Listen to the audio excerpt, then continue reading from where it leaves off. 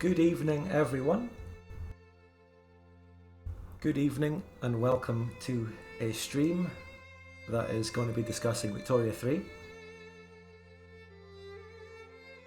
Approximately 64 minutes ago, Paradox released a dev diary for Victoria 3 entitled The Concept of War. This is dev diary number 22.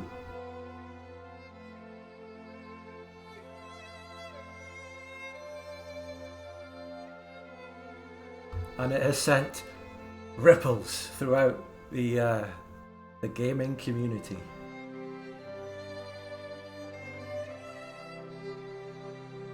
One proud Bavarian put out his dev diary video about 1 minute after the dev diary was released. And so did Lord Lambert, because he's getting them early now too. Lucky him.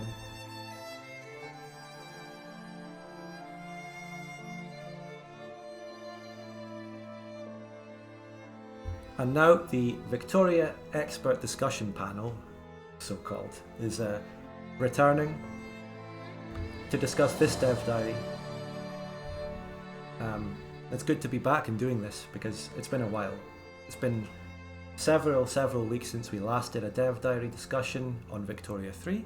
We originally did them on YouTube, now I moved them to Twitch for various reasons. So, I will unmute and introduce you to my guests in a minute. Important, I must say, I will thank all subscribers, bits, donations, everything, all support at the end of the stream. And if your message contains any questions or any comments about Victoria 3, I'll respond and answer then, at the end. Because, I mean, I'm going to thank you all for the support, obviously, but I also want to make this more like a show where we, are focused on what we're talking about right at the, the moment. So, yeah, this dev diary, absolutely crazy, terrible, awful announcement. They've removed war, not really. They've removed micromanagement and soldiers and units. We'll get into it. We'll discuss it. So, welcome in everyone. We'll try and keep it as calm as possible because I know there are high emotions in the community. We want to make things reasonable and rational, but we will be your voice because I'm not bought and paid for by Paradox, not like One Proud Bavarian or whoever else. Alright, so let's alright, hello. I've unmuted. Let's introduce the guest. It's been a while, I've actually forgotten my routine. So, I'm joined by Piechucker. Hi. Hello, welcome. You're technically my co-host, not the guest. Not a guest. So, Slightly elevated role. Yeah. Elevated, almost my equal. Almost. Oh, just about. And below me is, it's actually below me in the Discord voice, Zombie Freak. Hello, Good what up? grief. Oh, I still have my bits sound enabled. I will deal with that in a sec. And Croaker, formerly known as Major Murray. Hello. Hello. Welcome to the shit. I wanted Asquith and Nurse Reno, as we've done before, but they haven't showed up. And their emotions are high. They're processing what they've just heard. Yes, I can the understand. emotions are very high. Rightfully so, rightfully so. They might even be crying about it and coping, but we're gonna tackle it head on. Okay. I'm coping a little bit. Now But let's it's see. okay. Let's see if I can time this right. I'm gonna change screens to show the dev diary and press another button at the same time. Can I do this? You people in my voice chat might not hear this, but the stream will. And It hasn't showed up yet. Taking a bit to refresh on the screen. Hold on.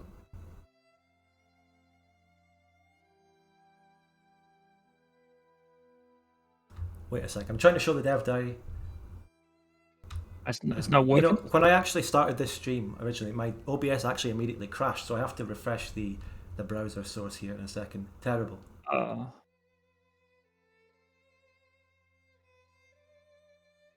I got it open though. Just say when you have it. Right, I've got it. Right. I'll play it again. Okay. Oh my god. Perfect. Perfect. Victoria 3, Dev Diary number 22, The Concept of War by Wissington. Yes, wait, hold on a minute. Yesterday at 12:54? I So think that's One Proud Bavarian's time when he gets it. Wait a minute. Not me. Is it no? Isn't it because they already posted it, but they only unlocked it?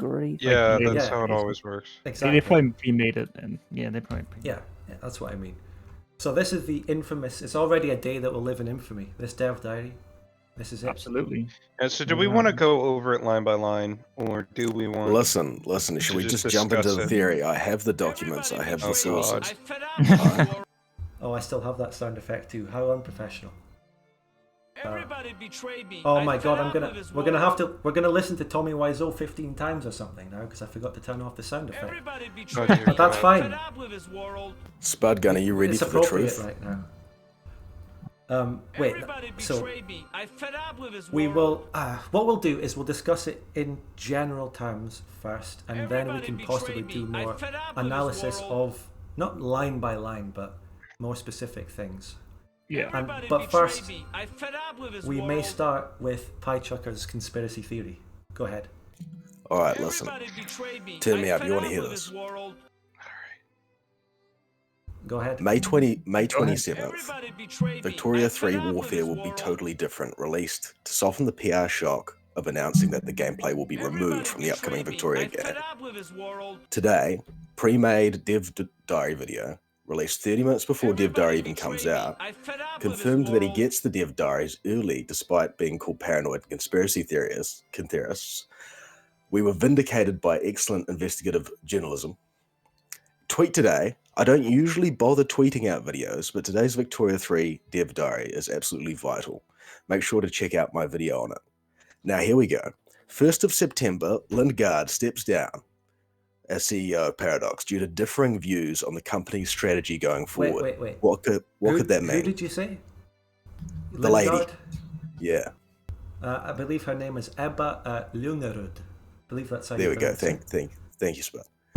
Now, Frederick Weister is announced as CEO again after previously being CEO, stepping down in 2018. He's stepping up again. He's stepping up after stepping down. Anyway, get on with it. Come on. One proud Bavarian knew about the Dev Diaries early. He knew about this warfare nonsense early. He made a video to soften the blow. And why, do you ask? One proud Bavarian is Frederick Weister. He was fired for inappropriate behavior, and what could be more inappropriate than this?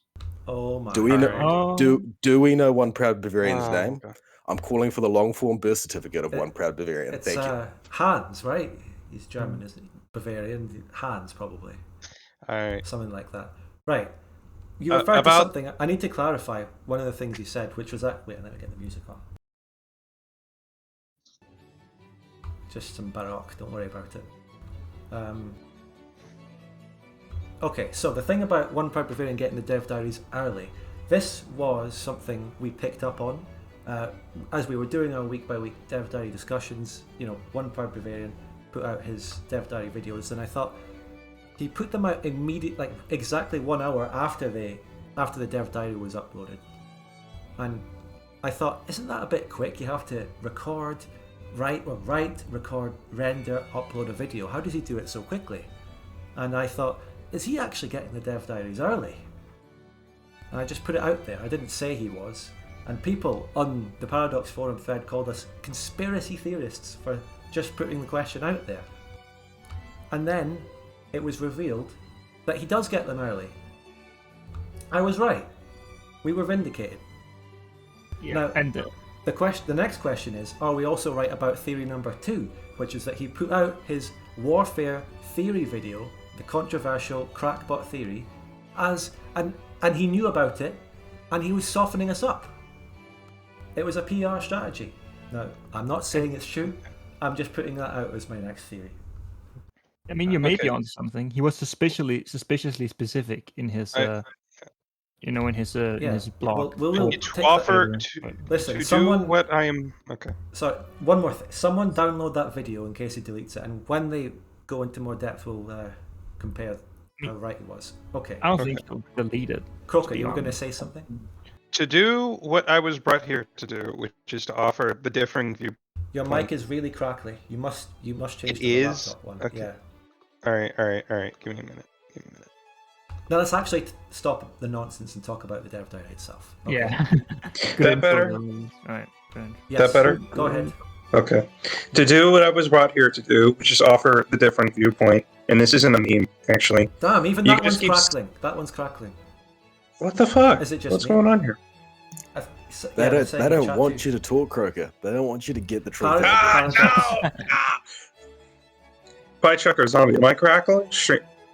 Twitch chat, am I crackling? You're a Croaking? little crackly. He's croaking. You're I'm croaking. a little yeah. croaking. Alright. Let me see if push to talk would fix that. It was fine earlier. You need to stop talking until you fix it. I'm sorry. Usually you sound pretty fine in the. Yeah. Oh, Right. shit, are you using a different mic or something? Like completely different. And I will say, mic? wait. We were I turned down originally. the input volume. Is I this think you're good. I think you're good. Oh, this is a disaster. What? The whole Did it go stream worse? so far. No. I'm just Oh, okay. remarking in general on the stream so far. Carry on, please. Okay, alright. So, I do think he got the information early, just to put that out there. I do believe It's that. crackling. It's pretty obvious, especially when he makes a video about the Death Diary 5 minutes after it's out. Stop. You're crackling. You're cracking up. Oh my god. We need to You're talk like about he's like a beautiful racehorse that's tripped. We're gonna have to put the curtain up. zombie. Take it away. Yeah. So talk about this dev diary zombie. Yes, sure. All right, so the Death Diary is well, it lies out. You probably already know this. I'm just gonna explain it real quick, just so people are. It introduces a few key concepts. It's basically war is a continuation of diplomacy. War is strategic. Second one, war is costly, and preparation is key, and navies matter. Now, this is quite important because these things mean a lot than they actually do. So if we take Victoria 2 as an example here, right? You have the strategic level of warfare, which is building your industry, positioning your armies, having good terrain. You know all this, right? You have all these strategic factors that plays in that you can control. Some of them you can control, some of them you can't, but you control most of them. And then you have the tactical factor, like the actual maneuvering of armies on the map. And while some people may say that, Victoria 2 armies aren't that great, and that's true, they have a lot of problems, but they're still maneuverable. You can maneuver them, you can control them, and so on and so forth. However, the main criticism that people have, and I have, and I'm going to rip into this even more later on, is that they've actually taken that away. They've taken away the tactical element, and now they're focusing completely on strategic, which I don't think is a good idea. Well, I might be biased because I'm primarily an MP player, and an MP, if you can't actually decide how you fight your wars on like the tactical level, it takes away a huge amount of the skill cap and a huge amount of the actual gameplay of it. Yeah. Zombie, I'll just quickly say there, like we are doing all our discussions from the point of view of multiplayer players, so that's where we're coming from and what we are. Other people might talk from their more single player point of view, which is fine, but we are coming in from the multiplayer, and I believe the multiplayer perspective we have brings lots of benefits. We're more in depth, we know the game better because we compete with each other. For the last 10 years, we've been trying to exploit the game to one up each other, so we are more in depth. One of the things about war is that it drives innovation, and that's what has happened with us. We have innovated to kill each other on the map. Yeah, absolutely. Anyway, carry on. Yeah, if you think back, so if you go back even like 5 years in MP meta, you will see that that the overall meta has shifted massively. Like if you scroll back, you will see people fought wars completely differently than they do nowadays. And that's because, as Spotkin said, it drives innovation in multiplayer. You have to find new ways to outmatch your opponent. If we take this into Vic 3, seemingly if we take these concepts and apply them, because of course we don't know any specifics, but if we take the concept and apply them to the game, the only real way you can outmatch your opponent is to have a better industry, which there's a cap on that. Like if you that's probably going to be some kind of cap, like in Vic 2, like if you encourage craftsmen, there's like a limit on how many you can get. It's basically set in stone by your individual and starting position. Same with your amount of military production. Of course, in Vic 2, people make mistakes often. They don't produce many mil goods as they probably should. But if you do it well, there's like a cap on how much you can do with it. And there isn't really a similar cap on military. Sure, like you can say, well, if you have more units, you're gonna have a high chance of winning, right? But you can do so much with units in Vic 2, especially early game, that if you take like a new player and an experienced player, it's not even gonna be close. Like the experienced player will absolutely destroy the new player in early game warfare with minimal casualties. Same with late game, but late game is actually less apparent because of the sort of the static I must nature. say, the late game is much more about the preparation. It is, yeah, absolutely. It's as Sputkin says, it's a lot more like the thing that Vic 3 is explaining here. If you take late game warfare in Vic 2, you only really have to do 3 things. You have to hold your line or attack if you're trying to do an offensive. You have to cycle, and you have to position your units in a way that you don't get encircled. That's basically the things you need That's to do. the combat. So Yeah. building up is getting immobilized stacks, having the industry to supply your army and positioning. But anyway, just to focus the discussion, the Dev Diary is saying a few things about how they're dividing it up into 6 pillars. 6 pillars, you could call them principles of what they're going for, because the Dev Diary obviously doesn't explain any mechanics or details. They're just going over the overall principles as they... Well, they haven't done that for every Dev Diary. They've actually gone into more detail on other stuff, but they like to put their principles, guiding factors out there. Half of these principles are already in Victoria 2, but they're just expressed in different ways from what they're going to go for here. Yeah. To sort of play devil's advocate a little bit, I will say the only real pillar I would say Victoria 2 doesn't have in like any great capacity is actually the Navy part. Because in Victoria 2, any multiplayer player in Victoria 2 will know navies are kind of shit in Vic 2. So this Navy system might actually be better, despite... Mr. Bolton, if you would like to join the discussion during the chat, please join the waiting room on the Discord. I still think it's bad though, because like without well, I'm just making assumptions here, but assuming you can't manually move your navies around, it's like in Hoi 4 where you just put like a navy in an area and it just does its thing. There's a lot of downsides to that as well, because there's a lot of things you can do with navies, but it isn't as bad as the land part. So that's really the best benefit of the doubt I can give it. It's not as bad as the land part. Croaker, you're back. Yeah, how do I sound? Is this good? It sounds okay, but when you started getting into your flow, it started crackling last time. But Bolton is in the waiting room. This is an entirely different machine. I'll let Croaker make your full point, and then I might bring Bolton in. I will actually. Okay. I can't just leave behind you. Bolton's in the waiting room. So the main thing, I don't actually feel like this is a good direction.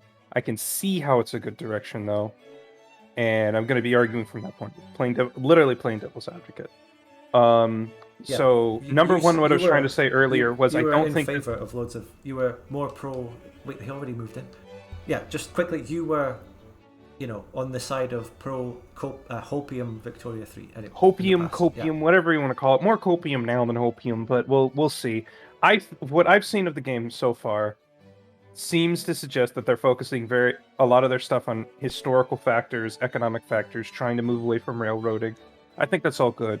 But for this warfare, I think there could have been another way to do it. But the way I could see it being done, that would be fun in a single player sense. So I don't think this is going to multiplayer. But single player is you assign troops to states. The states work as front lines. You can imagine the front as like a Victoria 2 battle, where you have 2 lines, maybe they'll have more than 2 lines, and the troops maneuver and fight each other. I could see this working out very well for guerrilla warfare, for less technologically powerful nations, or just less strong nations that have a home field advantage, that if somebody has to, send long things of supply, I think the strategy will come from how quickly your troops can get there, how quickly your troops can mobilize, how well your troops are equipped, how well they're trained, how well you are for the war before. I do actually have a bachelor's in history, and my main thing I can say about almost all wars and battles is that 9 times out of 10 is decided before troops even get their boots on the ground. So I can see where they're coming from in that perspective. That being said, I still don't think this... I agree with Zombie. This is a terrible thing for multiplayer, because you need skill. You can't have the computer manage everything. But for single player, it could actually make single player way more fun than it is in Victoria 2. I think we're all familiar with the fact that Victoria 2 single player is boring as fuck, because the AI is dog shit. Yeah. It's just brain dead. Yeah. True. I agree with That your is statement. true. I agree with your statement as well, actually. And So, a lot of good points made there. I mean, someone's got to defend and play devil's advocate for them, which is fine. More balance. yes, I will say though. The single player, it'll be better for single player and worse for multiplayer in general. Anyway, yes, Zombie? Yes. So if you consider this for a moment, right, is in Victoria 2, obviously the AI is really bad, as Croaker said. However, if we assume that all the strategic factors are basically what wins you the war, so as you said, like basically like the battles decide before the troops get to the field, so like in industry, your geography, your navy, your overall like game situation, that's what decides it, not whether or not the player can actually maneuver units properly. Well, if the AI is not up to speed, it's still gonna screw that up. Is kind of what I'm thinking. Like in Victoria 2, the industry AI is actually really bad, incredibly bad. So I actually don't think, unless they make a really good like nation building AI, I don't actually think the AI issue would be that much better, because Can I the step AI, in, Zombie, and build on your point about industry? yeah, because like if the Vic 3 AI is as bad as building industry and economy as is in Vic 2, then the player will always have a massive advantage in like industry and manpower, because they just know how to like actually build an army properly. And even if you don't know how to, even if the computer is the only one that actually uses it, they're gonna have a way bigger one, way better equipped one every time. Yeah, so that's so like that's a big if. That's like a big. that is the trade-off. And since we don't have Reno here, he's probably gonna like track me down and bust my kneecaps later for saying this. But I think the way that Victoria 2's industry, the base game, sets up its industry is horrible. The AI doesn't know how to build anything. The tutorial, also the way it teaches you mechanics. The tutorial, if you guys remember back in the day, was to play the USA and encourage capitalists, which seems Yeah. so woefully like inept to what we know now 10 years later, multiplayer experience. But that's what they were starting out with. So like in terms of because the AI doesn't focus on mill goods. The AI will constantly need mill goods, especially in the late game. The player nation, just by virtue of being controlled by a player and able to build mill goods, had a massive advantage over computers. But you're essentially saying you're worried about the opposite happening, where less skilled players can't compete with the AI because they don't know how to perfectly micro their industry, and the AI will. Yes and no. It was actually both, kind of that, not really that, but mostly just that. Unless they have really good nation building AI, which they don't have in League 2, then the player will still be able to stomp the AI regardless, because of the massive advantage in the industry or nation the player will be able to build. That was essentially my argument, that we have AI issues in Vic 2, but you'll have it in Vic 3 as well, just in a different sense, even though there's no real warfare. Virtual Rocks made an interesting point, which I agree with. He said, honestly, this feels like the natural progression of the Hoi 4 battle planner now that I think about it. And I agree with that. I would agree with that as well. I also because want to say something very linked to that. Sorry, Croaker, but this is the direction they were going in Victoria 2, in the Heart of Darkness expansion. with the colony system? First, I'm going to mention two things. They added cosmetic battle plans.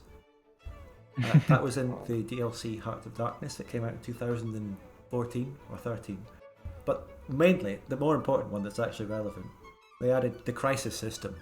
And it's the crisis system that seems to be the basis for diplomatic plays and every interaction that might lead to a war in Victoria 3. So yes, it's been staring us right in the face this whole time, in the direction that they went with Victoria 2 in its second DLC.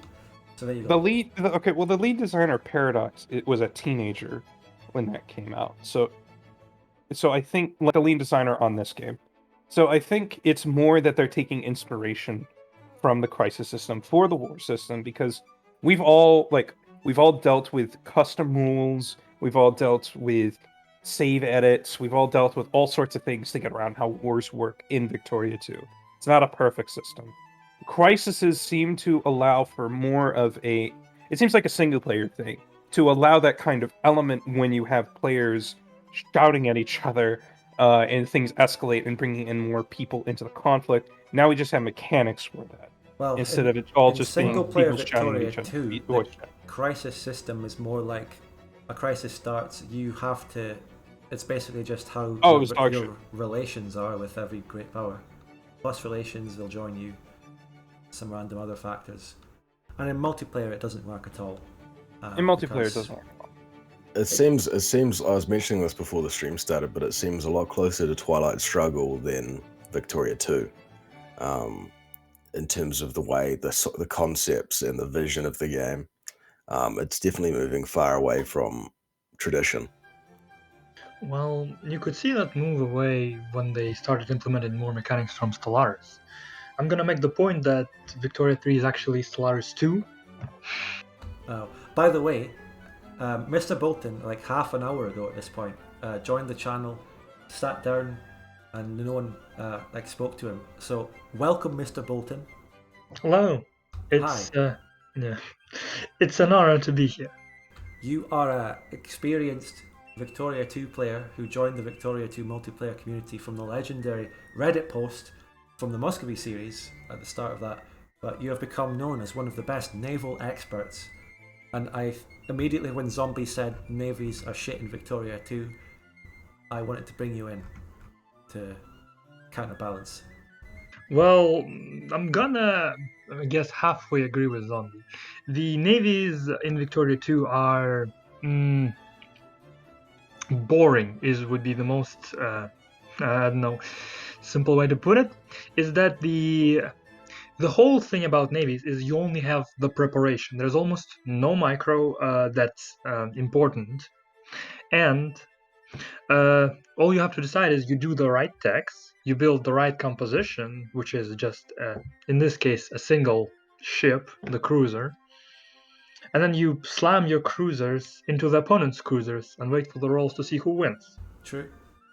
Actually, Well- there's one bit of micro UR-script move that is making sure you have the best possible admirals. Since in Victoria 2, attack and defense are two different stats. You want to make sure you're using your Yeah. best possible admiral. You're right about it being a dumb system, but I enjoy it. So, and Oh, plus- it is a nice, like, I guess, complement to the army, which takes most of your micro. So having almost no micro in Navy kind of balances it out.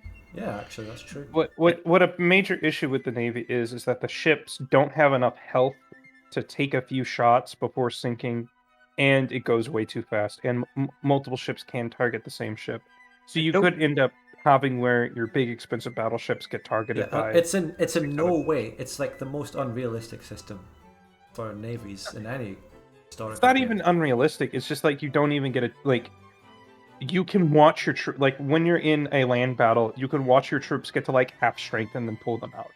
But you can't just watch your ships because one, the information isn't portrayed very well, and it just happens way too fast. Like, you have no chance to like disengage your ships before they're destroyed, because as they're disengaging, they're also being shot at the whole time. Yeah. So you have to like disengage them at a very slim margin, or they get blown up. I would Yeah, say though that the reason why I argued before, and I'll elaborate on it, is that the Vic 3 naval system that we don't know much about, but we can assume it's similar to the army system where there's like very little micro. It's like basically a strategic system entirely, like no tactical.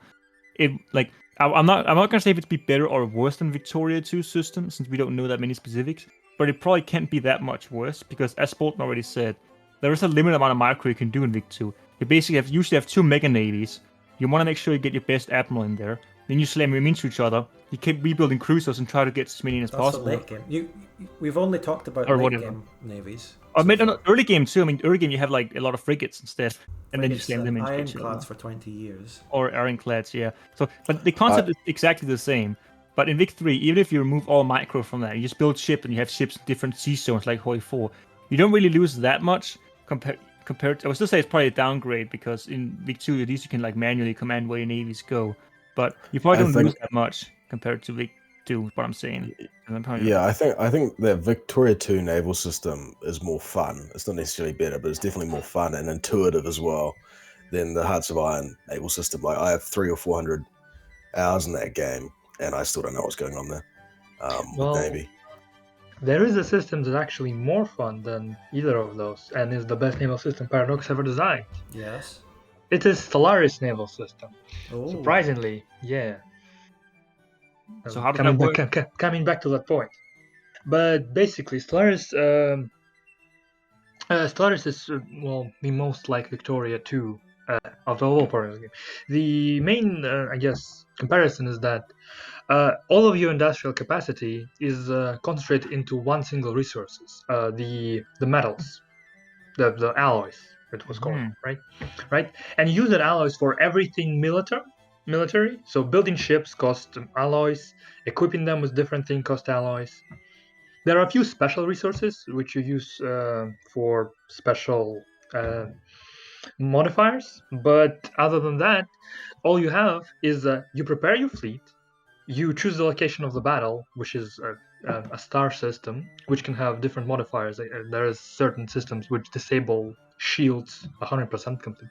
Neutral stars do that. And you just watch the numbers roll. The whole thing is preparation. Yet it's still fun. There is a very complex game of rock paper scissors, Spock Lizard going on between the carriers and the frigates and the long range ships, the artillery ones, and the shields, armor, the kinetic versus energy weapons. It's all very, very fun. And the AI is actually really capable in that one. So, yeah. So you're saying it can actually work. Oh, so you're saying that basically Vic 3 could be a similar system to that with navies potentially? Well, Stellaris only has navies, so it would be too complicated for Vic 3. But something along the line of that system would probably work.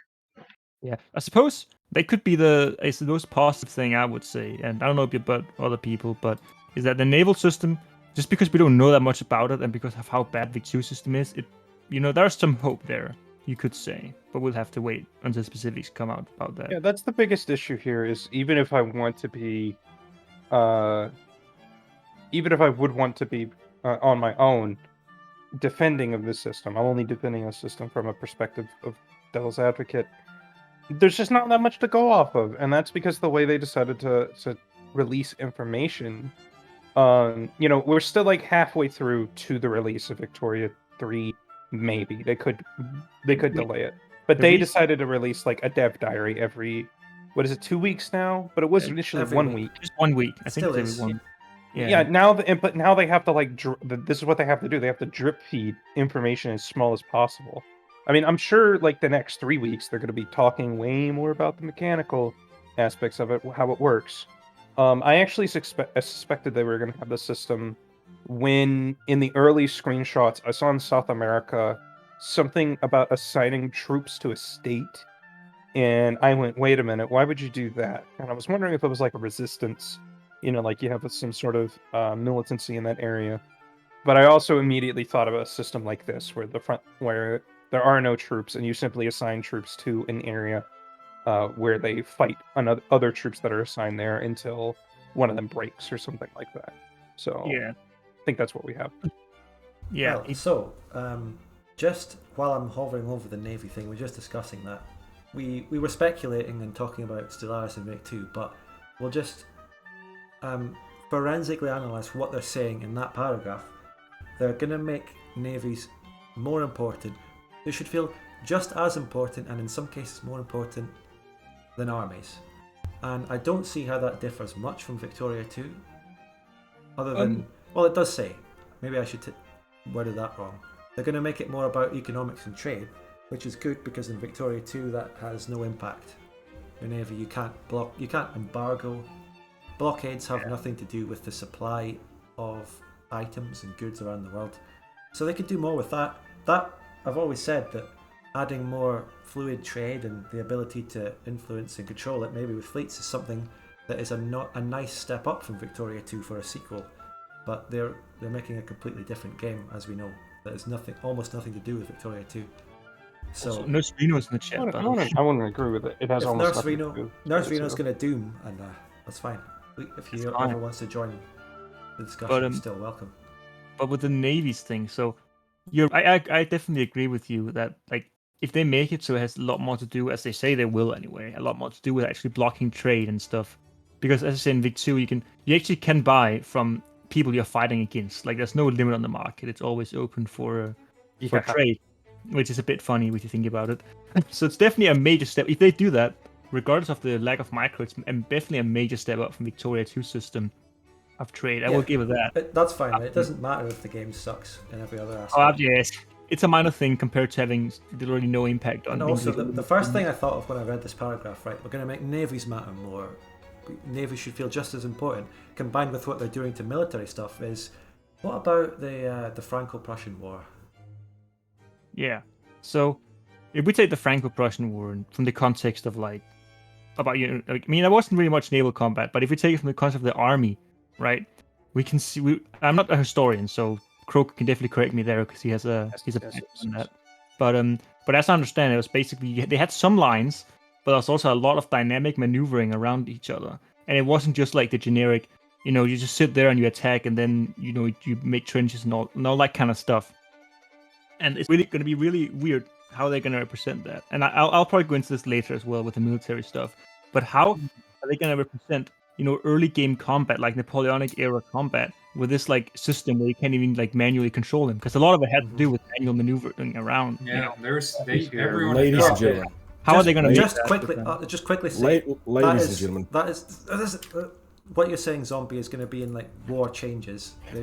They've said that, and it does change a lot in Victoria too. Hello, Nurse Reno.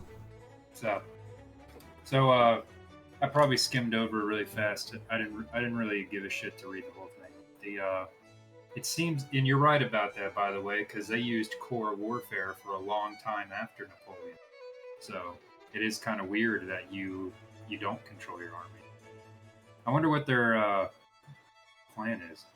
So we actually speculated on this, remember, a while ago, whenever they mentioned how population is spread equally across all of the state's provinces. Someone, I can't remember who it was, but they looked into the future and they predicted, they'll probably just have it so you just allocate troops on like a theater this map. is one part Bavarian, and we've discussed quite a bit his prediction video back when he did his I can't remember what it's called. Yeah, I also said that was going to happen, just in private. Well, I don't. To be honest, my memory's been gone for a long time. So instead, what I remember is hosting on Saturdays, and you'll never have another weekend in your life, Nurse Reno. This game fucking sucks. That's all my memory is. So where were you guys? Someone was talking about navies earlier, I thought. Or what are you talking about now? We talked about navies as a system of automation, and then Bolton talked about Stellaris navies and argued that's because Wiz worked on Stellaris and that this is taking a lot of inspiration from Stellaris. They'll take inspiration from how Stellaris automates warfare. That's what we were talking about. Okay. Well, just as you came in, we were talking about we were talking based on the navies matter paragraph, how much they matter and how they're going to make it matter, and comparing it to the armies like the Franco-Prussian War and all of that. Yeah. But we can talk about any of it or any of it in general. I think we've discussed the navies matter paragraph. We finished that one. We've had a cursory glance over everything. We can go into any of the paragraphs in depth. I guess a good one would probably be the if we go to the war is costly. Yeah, so, this is the offending paragraph, by the way. The war is strategic. That's the one that is that's the one. 99% of what everyone's talking about. The most relevant and important one. Well, changing everything. To be honest, how are we approaching this? Because, the past few times I've been approaching this from multiplayer, and maybe that's unfair in its own way, but you can pretty much tear most of this apart for multiplayer. And then you also have the issue of you don't have enough evidence yet on how navies work. When they say war is costly, how are you possibly going to have a country like Egypt compete against UK influence in its immediate region? And it's something that it should be able to do to some extent. The UK has to bring boots to the ground to be able to bend Egypt to its will. Which was very unpopular at the time. Yeah, exactly. So then they had to do soft power, and then that's, comparing to real life, so you could probably throw that away. But in the game, with how the markets work and all that other jazz, you should have, we've talked about this a billion times. Cost is not a good balance fulcrum because people that can pay will pay, and those that can't will just get crushed. So, I mean, like it's more of a mirror of real life, and that is what happened. But in a game, especially in a game with a huge multiplayer cult following, it's going to be hard to build inside of that if that's the central focus. Because it was different in Vicky 2, right? Like it was more of a vacuum almost. You had more to do. So, but maybe modding will fix it. I don't know.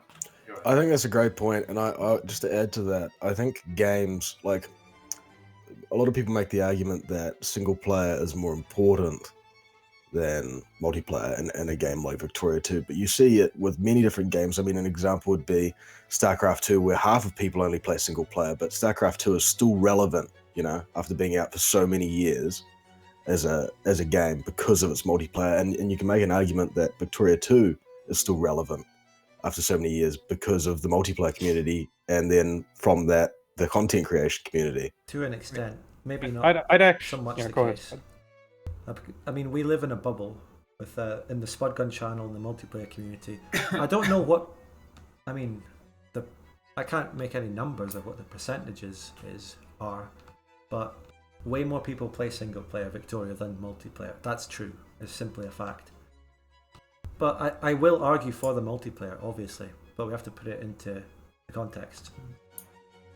I think multiplayer is very important because even if there's like only maybe 10%, 5% plays multiplayer compared to single player, there's so much extra stuff you wouldn't have if multiplayer wasn't a thing. You probably wouldn't even know how many of the game mechanics worked in depth because there's no real reason to actually try to innovate and find and figure it out. You're not competing with other people. Obviously, people are gonna find out stuff in single player, but multiplayer just adds a huge new what you call perspective on the game.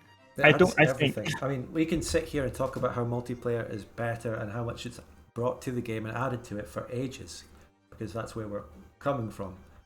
And we should do a stream just promoting multiplayer sometime. But for us, that's a given. We don't even have to consider that. But well, here's a question. With this system, from what we know currently, do you think multiplayer is feasible? Like, do you think it could be competitive and fun with this current system? Yes. No. It could be, but here's the thing. Let me explain. It could be, but you basically have to accept that tactical warfare is just gone. You would focus entirely. Like, let's say play Vic 2, right? It's kind of like playing Vic 2, but you're only microing factories and building ports and railroads. That's basically... Obviously, it's going to be more complex, like more complex factory chains and infrastructure and stuff, Sure. but that's basically how I see it, without them. The issue with that is, and this may seem kind of reductionist, it is the ultimate railroad. Because as we all know, the way that you outperform someone who clearly has a material advantage on you is you beat them in the micro. You force them to be like whatever they're comfortable with. And I'm going to throw you under the bus here, Croaker. But a big thing is that in the early game wars, you didn't have a lot of concentration with Russia in this last game on my game.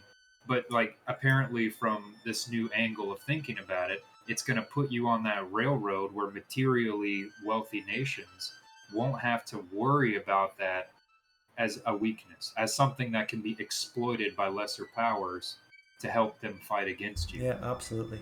Now, Now, to play devil's advocate to that, I think a major thing they've set up as a theme in this Dev Diary, because we don't know the mechanics, we just know the themes. But what they're talking about is that the major limiting factors for the most economically wealthy powers is going to be support at home for the war and actually getting your troops there. Because having a war fought with Russia in the mountains of Tehran is going to be massively limited by the fact that there's no fucking railroads there. There's not even anything more than dirt roads. There's not major dry docks that are set up for the massive ships that are coming in, bringing in supplies and troops that then have to go across those hills and mountains. And for the British, that's going to be nearly impossible. Now, the Russians are also going to be faced with that issue where they have to get their troops across the Caucasus, which they weren't even that capable of doing in the First World War, much less in 1836. So we'll have to see how that works. Yeah, so actually that is a good point where it's more of a focus on infrastructure, but the reality is that a country like the UK, if its strategic focus is in one underdeveloped part of the world, because as we know, the balancing factor for the UK is they have multiple interests across the globe. If they were to focus their material wealth into one theater, how are you possibly going to be able to outcompete that when the way you would outcompete that is you would have better concentration, better maneuvering, better fronts later in the game once the mid-game and the late-game transition occurs. That's how you beat the UK. But if the UK can sort of just focus on infrastructure building and this, well, I mean, I don't want to call it that dirty word, but war support, whatever fucking that is, however you build that up, if it's like old jingoism, I can't wait to cut my thing off. The reality is that if they can pay that cost, if they are a Western cutting edge power, Germany, France, the Netherlands, Belgium, the UK, the USA, they will pay that cost. You said Belgium. Yeah, well, Belgium, okay, I'm using No, Vicky I'm too joking. here, but yeah, but then you look over and you try and look at their foil, like early game Japan. How is early game Japan going to be able to counteract UK influence in East Asia? Like, if everything is based on material and infrastructure buildup, the UK can clearly just do it at once, which Yeah, you could I'm going argue. to.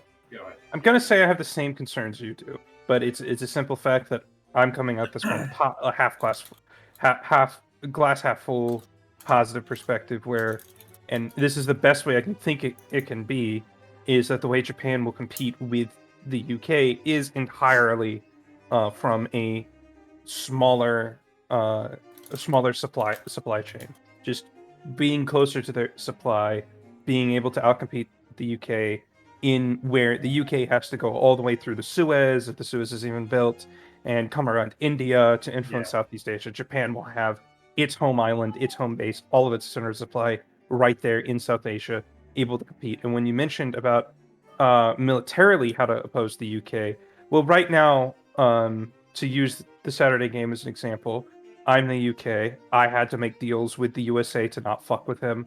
I had to abandon pretty much control over the Middle East, and I focused everything in Southeast Asia. But if I focus on the Middle East and the USA and Asia in this system, then what we could see is that your supply lines are being cut into 3 different areas, It's and you're having exactly to like focus. that in Vicky too, though. But then you actually have to micro the boots on the ground. Yeah, so that's just the element that's been removed. You have to, and how I see this being done is you have to assign troops, and when those troops mobilize, you have to say, where are they going? And by the time you send them off, they might be more needed somewhere else, but now they're in transit somewhere. And that's something that has very much based in history, where that happened a lot of the time. Yeah, Well, that's this definitely a potential element of micro if it does work this way, where you assign it to. Look, depends on how big the area of geography is. If it's just a state, then there's definitely potential to actually having. Then won't that be the only micro? How you? I don't think it will be a state.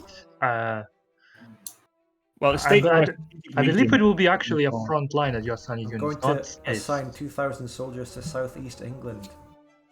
If I could add something, I think there's a major contradiction as well, because I was reading through the dev diaries and I was reading the one on slavery, and the one that was written on slavery was actually quite well written, and they were talking about how it would be dishonoring the victims of such a horrific thing to extrapolate it. But aren't they doing that exact thing by extrapolating warfare? What do you mean extrapolating? I think that's it. They're using talking a about derivative instead of they're not using instead of using, like, I'll give you an example. Victoria 2 was the only game where I remember first launching into it, and I was playing as Italy, one of the first games I ever did, and I remember being in a big doom war with France and seeing my population go down, and I thought, wow, like that was an intense experience that I've never had in another game, where I thought, wow, this is like, I'm actually, like, people are dying. But if you're extrapolating that to this weird micro mechanic, just front lines or however it's going to look, aren't you doing exactly what you said you weren't going to do with slavery to the millions of people that died? I might have to warfare. object to that too. Put me in, coach. Put me in, coach. Come on, I got it. No, go ahead, Croaker. All right. One Piechucker. That's apples and oranges. On if you want to take it like that perspective, then anything less than the detail in Verdun is not doing justice to the victims. But also, you're comparing a system where people were born into it involuntarily to a system where people could volunteer or try to evade the draft or whatever. But that's not the point. The second point, though, that's more important is they've already talked about the fact that they're adding in a new pop that didn't exist in Victoria 2, which are people who are either too scarred in war to work effectively or too damaged physically. You're gonna have war casualties. They're also adding in war orphans. So your Doom War with France would have even more ripple effects, where you get to see the dependents, the women and children from those people, and you're going to see the soldiers who are now scarred and unable to contribute as much. And they're gonna. That's actually a very fair point. I rescind my hot take. That's what I they've think been that's- saying. Wait in the a Warriors minute, Cosplay because section. they said that. Now, they said that in the diary, you motherfucker, but they didn't say that it's going to be called that in the game. They called them dependents. Now, you can LARP all day what dependence means, and maybe that number goes up once you take casualties. But what he was talking about is that in Vicky 2, you have a physical, growing representation of a pop that suffers from the casualties of lost RGOs, being unable to work, dying in war. Like there is a representation there. In fact, it is a very rigid, strong backbone to build onto the more complex concepts of human chattel slavery. Like Vicky 2 already has that in place. Now, here, it seems that, I don't know yet, I don't know if you're going to have a soldier population that you can view that will die as you gain these casualties in the theaters or whatnot.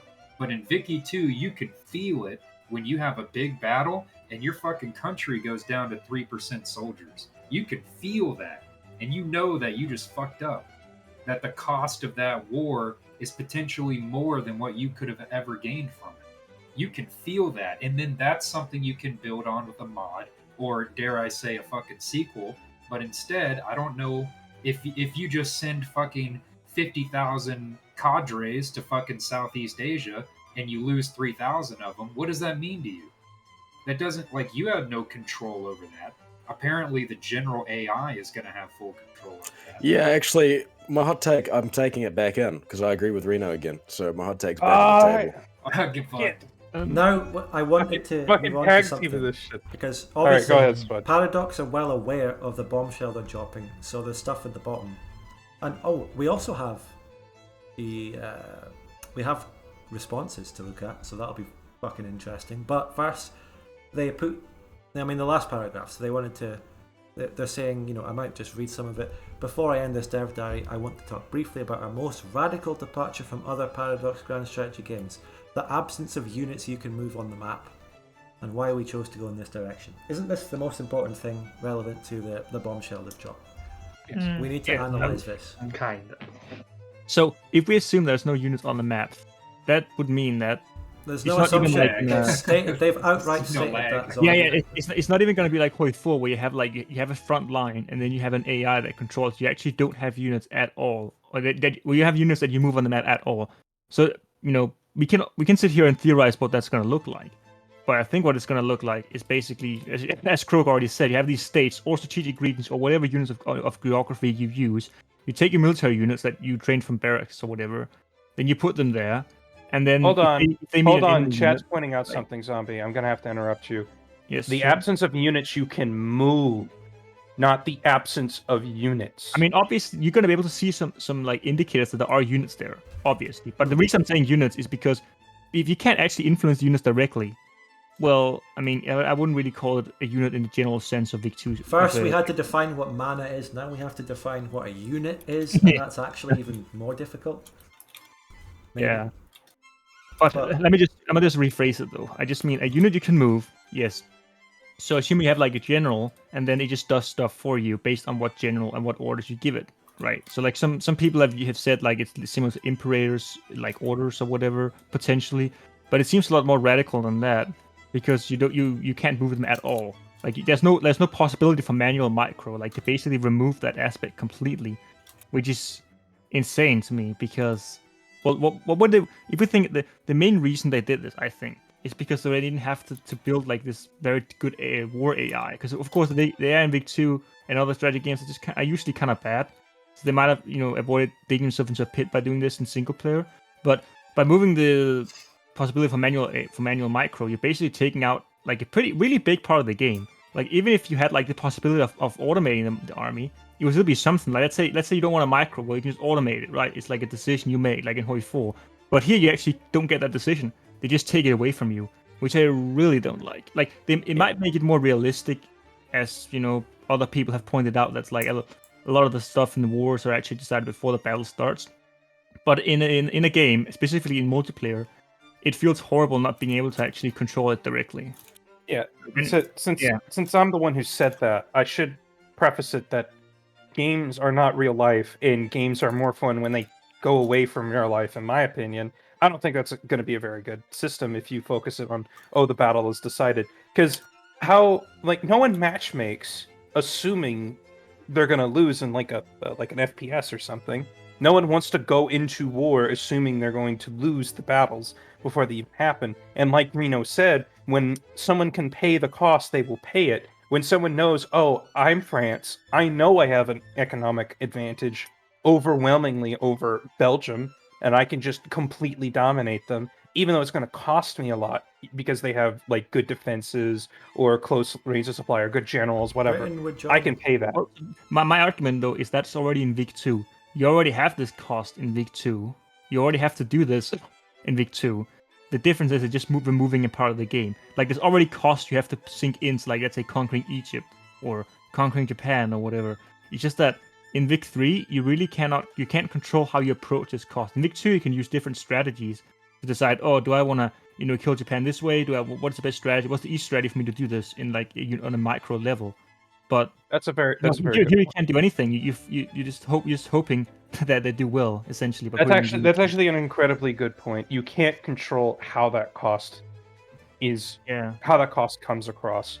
That's a very good point. Like so in the last game we had, last session of Reno game, we put a lot of our troops in Italy. I'm just going to use abstract. We put a lot of our troops in Italy.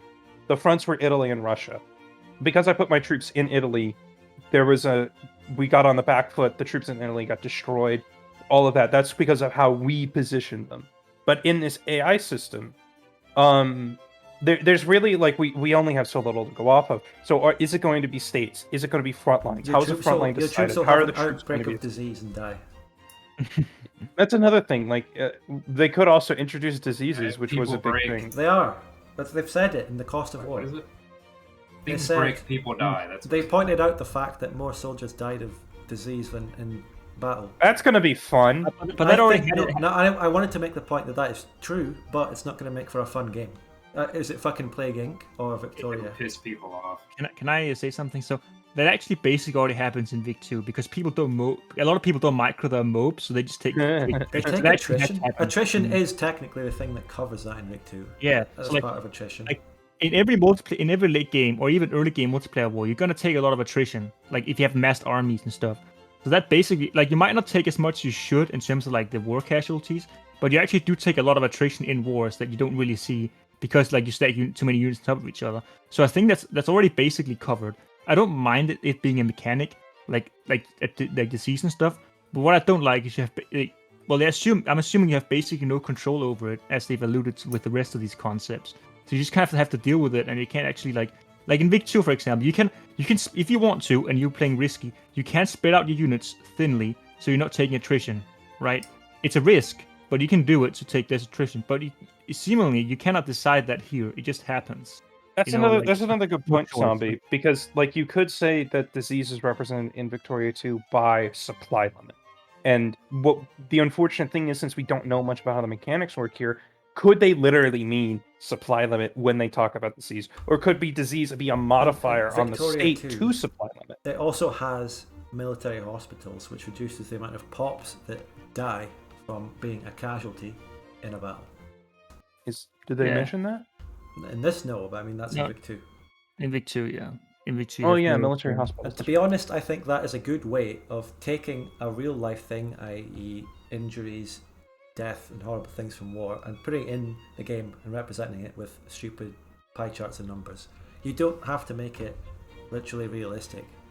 That's a good way of abstracting it in the military hospitals, attrition, and all that things. There's nothing wrong with that. And Why are they another changing thing, it? another thing I want to comment on as well is if we take it in the context of multiplayer, and they actually mention this at the end. They say, ultimately, we've taken this approach to warfare for the same reason we take any game. Oh, sorry, that's the wrong one. Okay, the one above that, sorry. They basically say that they want the reason for you to triumph over the other countries to be diplomacy and well-planned logistics and strategic thinking. Now, that's not a problem in and of itself. However, if we take this in MP, if you know that you cannot command your armies, basically your army will be exactly as much worth as a similar army. You can't. There's no like micro skill involved. Then Nurse Reno said this earlier about the cost. You're going to be able to extremely easily predict the cost of attacking another player. Yeah. Which is going to really like reduce the risk and like unpredictability of the MP. You know what I mean? If you know exactly unless there's roles involved, we don't know how generals work. There's a lot of things that are just. Well, wow. I'm assuming they here, might add but RNG to it. Wow. I don't think that's a bad Well, assumption because they said no. I'm gonna disagree here with you Zombie heavily. You assume that what you have is an equation to basically put armies in and you get the result out. Well, that equation, while it may exist, is not entirely like known to the player. But what I mean is, even if you have two armies and you know exactly what they are, you may not know the result just because you don't exactly understand. Well, Mr. how Bolton, it works. Zombie Freak, I can guarantee, will figure out what the equation is within a few weeks of the game coming out. Because that's what the multiplayer community will do. The single player people will be like, oh wow, this is all happening. This is so fun. Yeah. But the multiplayer people, we will forensically go, now, I lost that battle with this weight of troops, and they'll calculate the damn shit on a spreadsheet.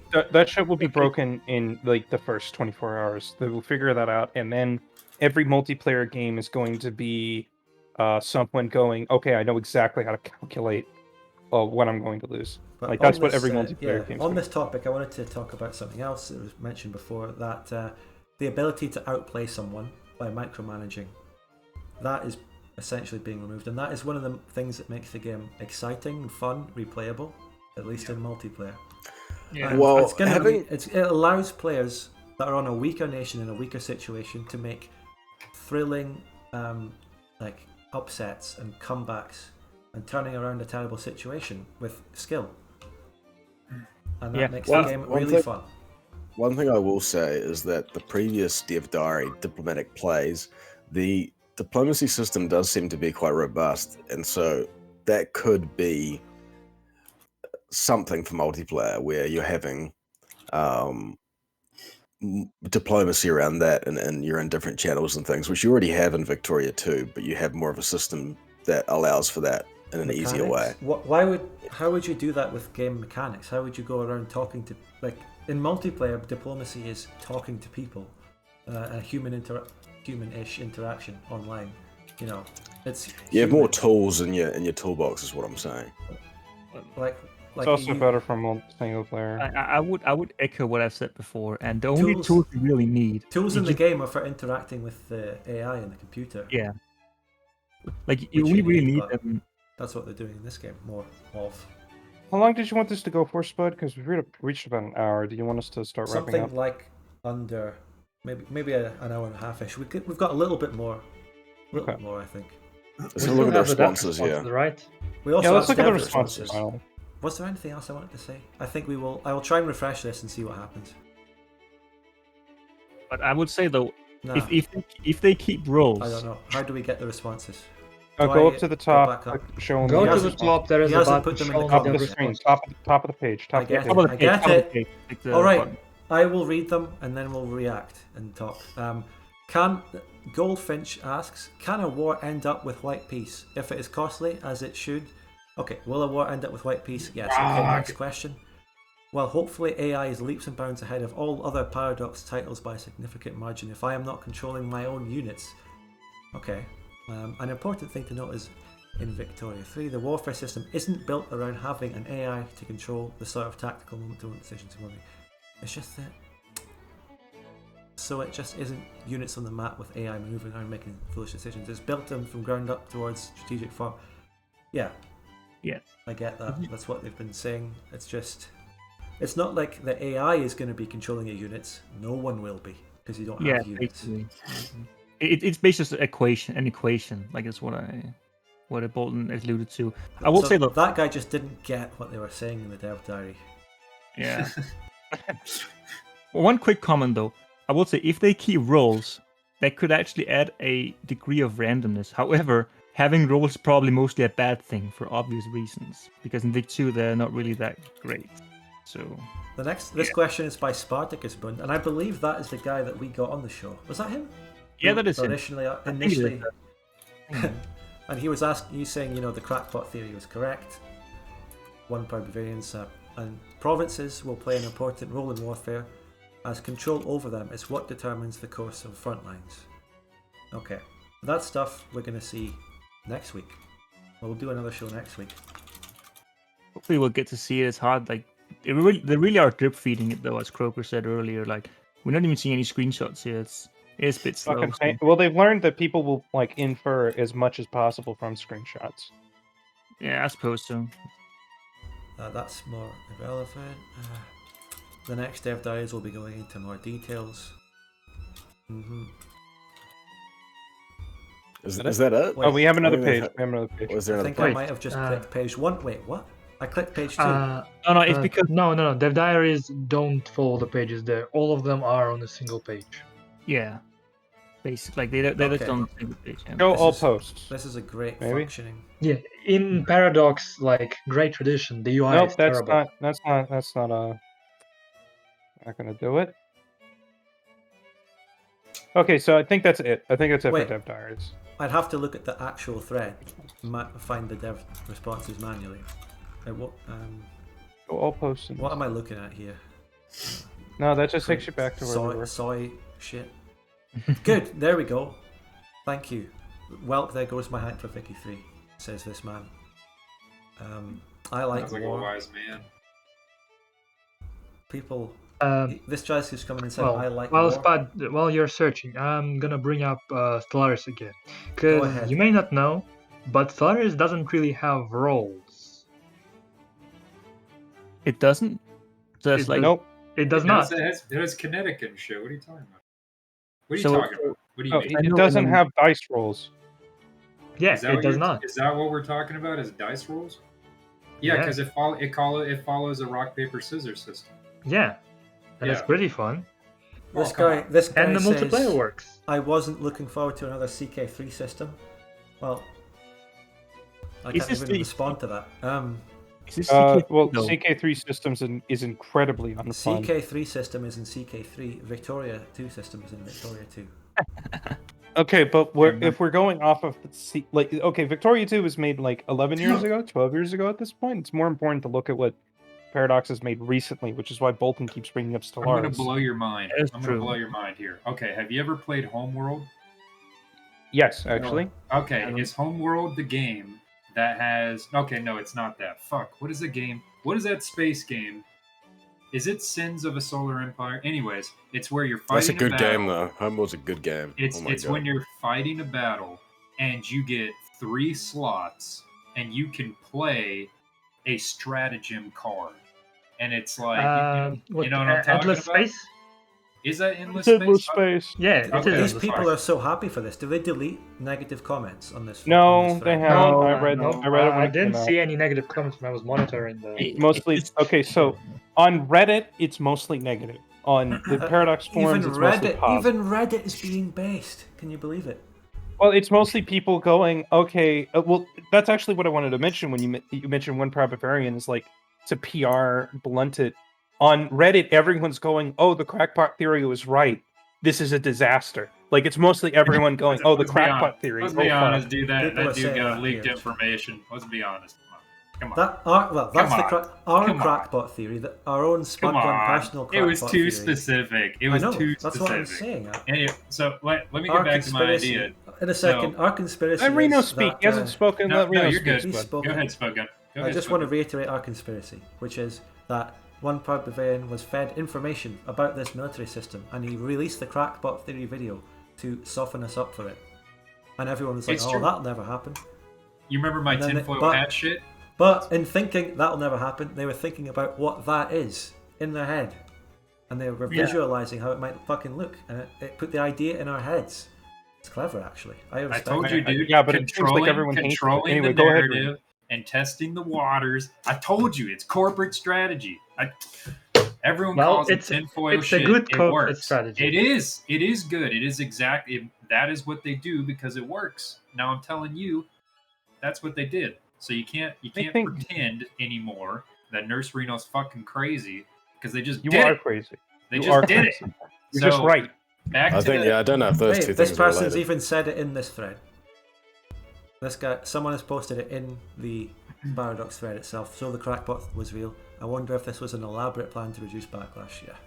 I don't think it's reduced backlash at all. I think most people are still upset. Because I think most people assumed that Bavarian didn't have inside info. So they assumed it wouldn't be that bad. Well, I mean, that's off the table now. That shit was way too specific. No, it might Come on, be dude. off the table. Come on, dude. Oh, That he shit- totally No, but this is has what it. we're gonna listen. What we're gonna do in the future is refer back to that. So download it so it can't get deleted. By the way, download that video. It's not gonna get deleted. I'm joking. But we're going to Okay. refer back to that video and compare it with the upcoming detailed dev diaries to see how accurate it was.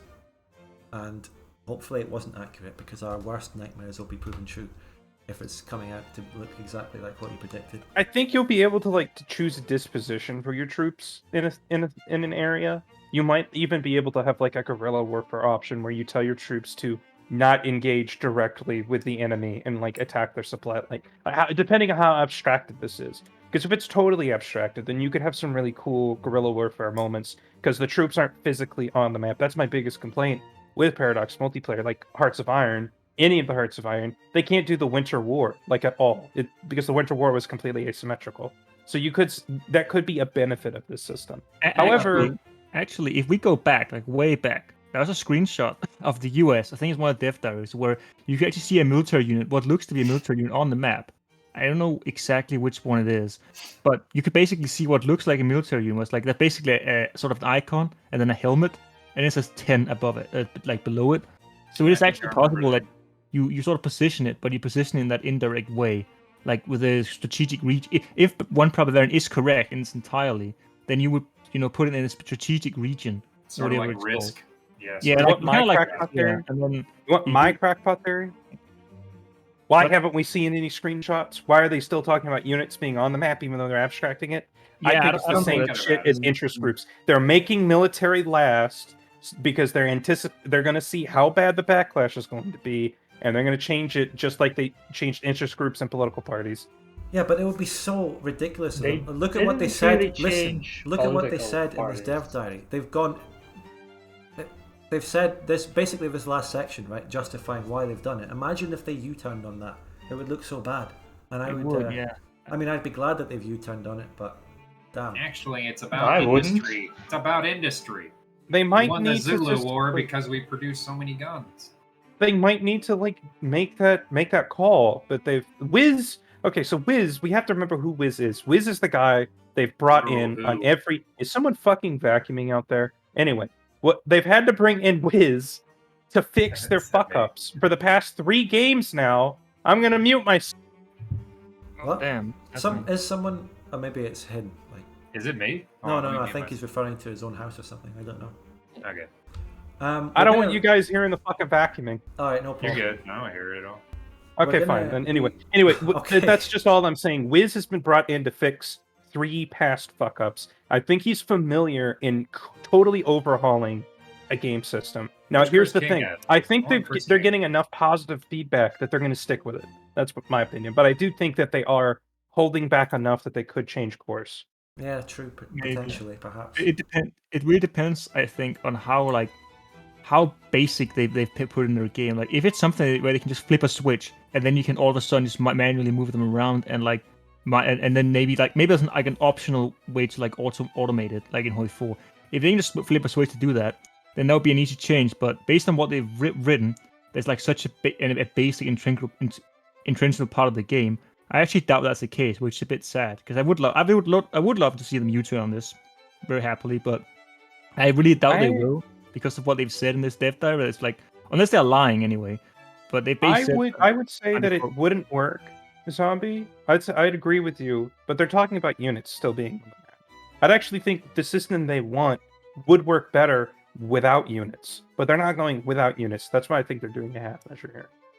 probably. But anyway, yeah. since I think we're getting pretty close to where we're at, I think I just want to make one last final statement, and I'll shut up. Is that even as devil's advocate, I've been talking about the benefits. People have been saying Murray Cope, but here's the fact: even if this is perfect, like the most perfect imagination of this system you could possibly see, I'm going to be constantly getting from people when I ask them to play Victoria 3, oh, I don't want to play it, then remove the micro. The same thing with Heartsmire 4, where you can just ignore the front lines and micro if you want. People still go, oh, I don't want to play that as front lines. It's even if it's perfect, it's going to create a divide in the community instead of just trying to work with what we had before. So I think for that reason, I'm not in favor of this change. Because I know for a fact, like, no matter how good it is, Reno ain't going to fucking play it. And there's many people like Reno who are going to want to be able to fucking micro their units. And that's perfectly fine. I'm going to take it as its own game, but not everyone can make that decision. Listen, personally, I was out when they added cosmetic battle plans. I mean, that was it for me. So, on the topic of the guerrilla wars, so it feels like to me that it's reducing what was originally micro, right? We all know people can fight guerrilla wars in Victoria 2. It's actually pretty effective. You can, it's just on a macro level. It's Oh, not- by the way, the cosmetic battle plans are sort of like automated battle plans. If you get, like, say, a player and say, right, what you're going to do is you're going to put your troops where I draw my arrows. That's it. yeah, like co-oping. No, but anyway, moving on. So it feels like to me, and I believe someone said this earlier, I can't remember, but it's ultimately reducing that entire interaction to ultimately a statewide, region-wide modifier. It's just going to be like, okay, yeah, there's guerrillas here. Now, the RGO operates at this negative percentage. Your troops are going to take this much attrition. It's going to take this long to clean it out. It's like that doesn't mean anything to me. That's just Literally a province modifier. Yeah, it's just a modifier. So, and I really hope that isn't the ultimate reduction of the whole military system, and that let's try and give it the benefit of the doubt. Let's say that it follows a theater system, so it's a little bigger than a state. It could be 3-4 states, and you can put troops there. But you don't see those troops. You have no control over their micro. You can establish a general, maybe a little bit of a chain of command, give them some vague commands. But ultimately, that just smells like an HPM modifier. Like, it does. It does. It just seems like there's nothing really. There's no greater understanding that can be extracted from that other than simply optimal / meta, commands, where it's like, okay, in northern France, I want you to be on the defensive, and it's like, oh, I just unlocked, the heavier fortifications. Let's give you this new focus and invest in the infrastructure. Play the Franco-Prussian War, take my whole army, put it in Alsace-Lorraine, set it to offensive. Put it on attack. Well, I guess I'm gonna be only hoper here. Like you do that, and then you go back. You do that, and then you go back to managing your industry. That's the Franco-Prussian War. I just think there's limits to hoping, Bolton, and the limit is that just changing anything anything about warfare is going to make a divide, and making a big change like this is probably just going to completely alienate all if of it the ain't old broke, players. don't fucking fix it. Well, the game is broke. Well, I mean, we've been. I want to say that. That's the best part of Vicky. Are you kidding me? I want to say this. Like Victoria, Take the Victoria 2 when 2 it came system, out, polish the mistakes that are in it, and use it. Damn. Yeah. When Victoria 2 came out, it was not the perfect game. We had Yellow it was Prussia. trash. We had all sorts of different problems. Everyone It talks took about Yellow Prussia, 2 but different that doesn't expansions. matter. But I also want to say this. Think about Rome 2. Like, I saw someone playing Rome 2. Rome 2 was a fucking disaster. I still don't want to play it. But now, years and years later, Rome 2 is some people's favorite Rome game. And what we're probably going to see is that some people, Victoria 3 is going to be their favorite Victoria game because of these changes. And you need to be anticipating that. Because Sounds like Spud Gun is some saying we loyalty. are in a bubble here.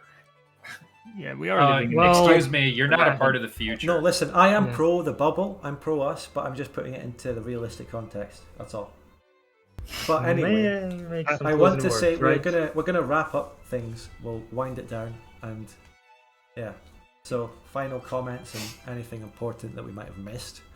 Probably most of the dev comments we've missed, but we'll do that next week. We'll go into way more depth in all this because it's time to... I want to make a closing comment actually, just to clear up any confusion of anyone who comments on this or whatever afterwards. Is what I think, and what I imagine most majority heroes will think, is that we're not saying it's necessarily unrealistic to have a system like this, but what we are saying is that it's basically just taking out a very good part of the game that a lot of people like to play, just basically taking it out and murdering it. That's basically what I see as happening. Because the thing you can fight at both the strategic and tactical level in Vic 2, but they basically take out the tactical level, so it feels like they're taking stuff out. That's my main argument for why I think it's a bad idea. You're just taking stuff out you can already do in Vic 2, just to a lesser point. I think you're exactly right. You're exactly right. Because we know it, the early game is more of a concentration, a very tactical focus, while the mid to late game transition is very strategic. You're creating fronts. You're trying to open doors and stress your enemy. So you're trying to spread them thin. And you feel that. It's organic. Which I know that's a meme word at this point, but that transition feels real. As the tech and the industries grow bigger and the pops get bigger, you feel the need to go from a tactical mindset to a more strategic, almost operational. I don't want to use that dirty word because people want to associate that just with Hoy. But you feel that transition. It's like 1870, machine guns. All right, you got to change how you've been playing. And then it's like 1900, you have bolt-action rifles and gas. All right, you have to change how you've been playing. Those are organic, and you know it. No, listen, when I say we're wrapping it up, I mean after we say goodbye to the guests, me and Piechucker will stay back and answer all the stream questions from donations. And what if they have stream questions for us? That's just the way we do things around here. Hosts only, sorry. Croaker, any closing statements and thoughts, Croaker? I said a lot of closing statements a few minutes ago, so I'll leave it. I'll keep it brief. At least Bo Cohen can finally play. You took that out of one of my chats. I did, but fuck him. Okay. Hey, don't bully Bo Cohen. He's all right. Mr. Bolton, any final thoughts? Well, the system definitely promises to be interesting. Well, I guess unlike you, I actually don't think the unit system is good. I actually don't like it. So I'm quite interested in what they're cooking up there. I guess we're killing you after this. Well, I'm interested in it. I'll be doing content on it. I've seen a system where this can work, but I don't I'll be honest, I don't believe they can actually perfect it on their first try. There will definitely be a huge misstep somewhere down the line. They've said it right here. They said it's the first time they're taking this approach with any other games. So and it takes a while to perfect. How many FIFAs have there been, and that's still a load of shit. Well, it's the same game every time. That's different. Maybe it'll be fun in 5 years when the Nurse Reno mod comes out. I ain't fucking developing for that shit. Yeah. Anyway, people have talked about a lot of people in the chat have mentioned modding in Vic 3 to fix the warfare. But what I want to see is a Victoria 3 mod for Victoria 2. Can anyone do that where they get the they take units out of Victoria 2 and do the warfare opposite? Oh, you can do it with focuses. You can instead of focusing, you can focus your armies. National focus, offensive, Alsace-Lorraine. Anyway, that's so stupid. Croaker, Mr. Bolton, Reno, and Zombie, thank you so much for joining this. We'll do another one probably next week. I don't know if Zombie got a final word. Did you? He got. What do you mean? I did get an award before, at the end. Yeah, but not your own statement. You Zombie, just responded to both. Do you have any final words?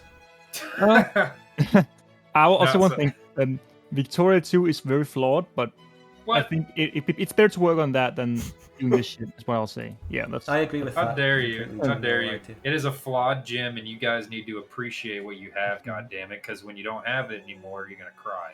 It is a was beautiful like game. a It's not like they're gonna It delete is it. a beautiful game. Reno's gonna do something to Victoria too. You're She'll fucking take it right. away. Let's all just be glad that when Victoria 3 comes out, it's Paradox isn't going to pull a Blizzard and like you can only play Victoria 3 now. Well, God, fuck Blizzard. You It took away can my only favorite play game. Victoria 2 Reforged, which is what I fucking want. So good, do it. Make There's Victoria literally- 2 Reforged. we've talked about that so much. There's literally two things they have to do. Okay? And I literally just said this in my own Discord. 64-bit EXE, better netcode. It just becomes the best game. Just Yeah. get those two things. Wow. That's all Hot you join. For need. you. Please, hot John. Yes, better netcode. That falls under that. You're right. Iros, you in They that can't- fucking they chat? haven't You got better be Hot listening. Join right in any of the other games anyway. Right, listen guys, the special guests, thank you so much. Yeah. And- Goodbye. and Fucking the- see you later. And the Yeah. uninvited guest as well. Shit. Well, Okay. see you guys. All your guests are Yeah. special to me. Thanks, Right, guys. Piechucker, get them out of here. Alright, now we do. This is the section where it's just. Wait, let me change the music for this section, hold on.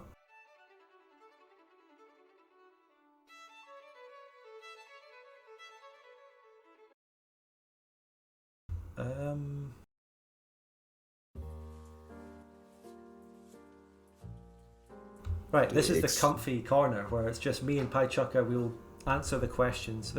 We've had a lot of responses, obviously, to this. So I'm going to look way back. I'm going to thank all the subscribers and supporters and answer any Vic 3 related There was a queries. lot as well. It's Yes. big support. It's really difficult for me to kind of block it out and stick to the topic at hand, actually, because there's so much.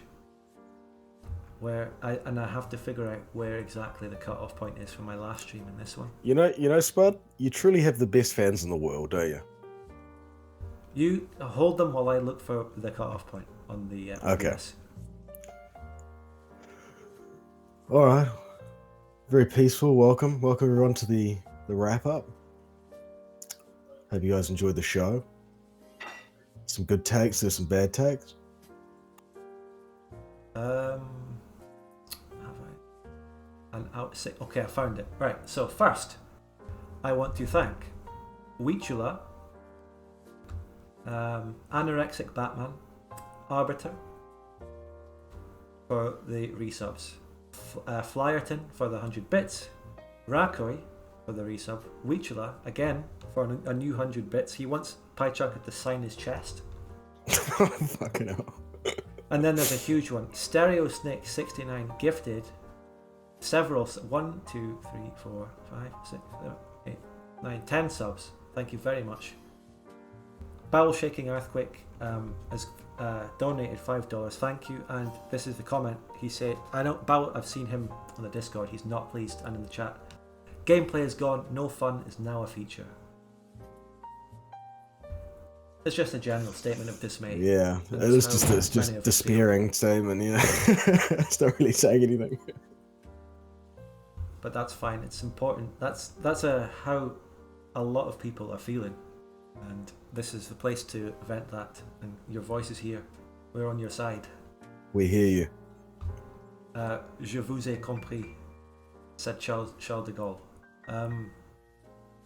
Lexto, very generous, 5,000 bits. Going to play devil's advocate here, he says. Isn't this change something that suits the design pillars? Tactics may be removed, but the strategy of how to go about war are still the same. Now that things are focused on the economy, it reinforces the economic management gameplay isn't that good. Even still, do you want the Victoria 2 combat system? Thanks for your stream. Thank you. That's very true and stuff, but what I like about Victoria 2 is that it combines the economic management, the build-up and the preparation with tactics and micromanagement. It's like milk and cookies. Now, They're just giving us a whole lot of milk. Yeah, and that's one of the things about Vic 2. It makes the tactics and the micromanagement is more rewarding for having spent the time building up to it by building your industry. And that's one of the beautiful things about the game. Because you can compare it to March of the Eagles, which is just a pure war game. And the war mechanics in that are okay. You can have a few fun games in it like we did. And I did Yeah, we videos. had fun. Yeah, it was alright. But it doesn't have any economic build-up and management to reach that point. It's just straight into the war. Yeah. No, I think that's a very good point. It's the mixture of the two. You have the preparation and the build up, and then you have the microing of your troops. That is the fun of it. And that's an important. I should have said that at the start of the stream because I think that's the key thing that's really pro Victoria 2, and why I like it so much. So I mean, on the one hand, much of the Eagles is military micromanagement only. They're looking like Vic 3 is going to be the opposite. It's going to be just economic stuff and management only, which it'll be playable, and you can get some fun out of it and micromanage and see green numbers. But there's nothing to go and have a multiplayer bloodbath with that. But that is what it is. Yeah. We'll see. I hope they walk it back, but I can't see them doing it. To be honest, I can't see them walking it back. We'll just have to see. As always, we'll do more of this and discuss when they actually release some details. So thanks for that. Right. You won't have to worry about Vic 3 multiplayer because it simply won't work at all, says Battleshake. Are you referring to like stability or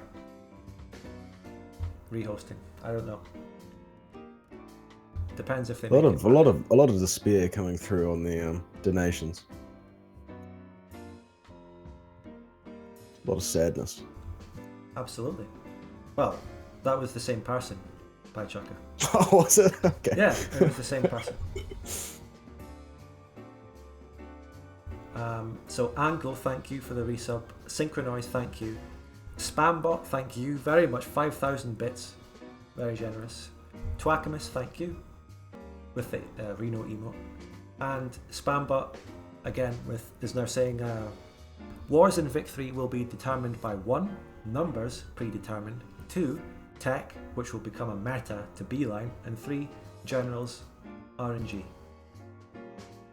So yeah, you're extrapolate, or I don't know if that's the word, but you're trying to determine how what is going to be the factors of winning and losing wars if micromanagement isn't.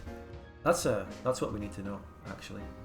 We just need to know more information. I think they're shooting themselves in the foot, because if they'd come out with 2-3 times as much information, we wouldn't have, because if you're already feeling bad about the change, you've got so much room to brood in. Whereas if they'd given us a ton of information, we could have gone, well, there's this and there's that. Okay, well, at least we know where we stand. But I think that they need, if they did monthly dev diaries, that'd be much better. Just do one a month, but actually have detailed plans.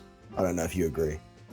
I don't know how I feel with that, really. I mean, what they've done with this dev diary is reveal the overall plan with no detail, and we're just reacting to the overall plan. Yeah, we've gotten an hour and a half of content out of it because there's just so much room to move. Yeah. So Kerberos has said, this is not a subscription or bits or anything, but makes the interesting point, which is the past dev diaries for the last 2 months where we've missed out on, and he says they've released a lot of interesting stuff with economics, social aspects. We were originally going to do a recap of all the stuff we missed. Some people even actually did research on them. But it's been, when this was released an hour ago, an hour before the stream, this was just the bombshell. We had to just do this dev diary. Breaking news, yeah. I actually read probably up until the point where we left off with our shows.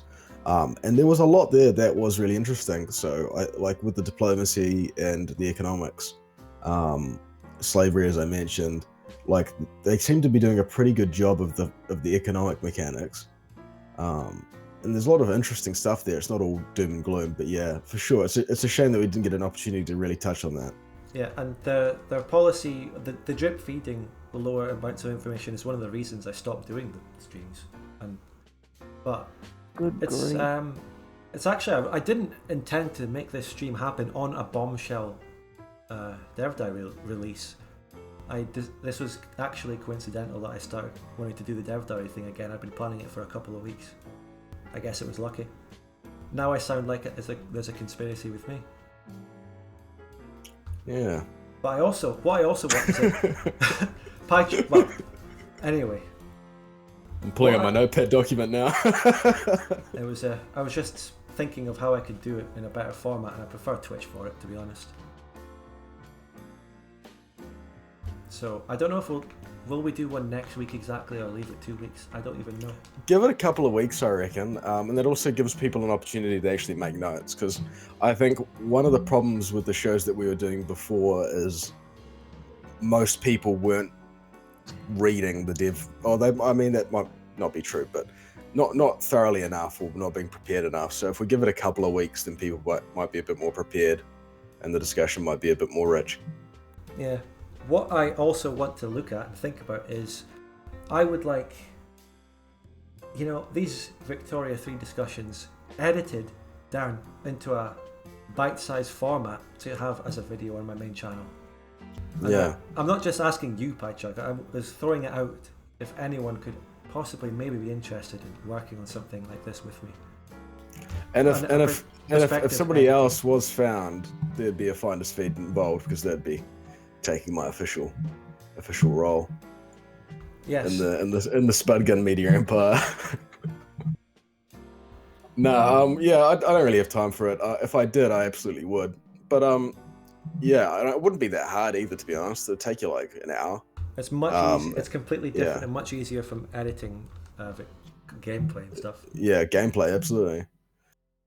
But yeah, I was just thinking maybe like a 10-minute of the most important and the biggest banter from the streams as a watchable video on the main channel. I'll edit it, and it'll just be me talking for like 4 minutes.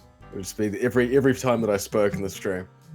Well, you can do that, but you can do it on in your own time and on your own channel. Speaking of your own channel,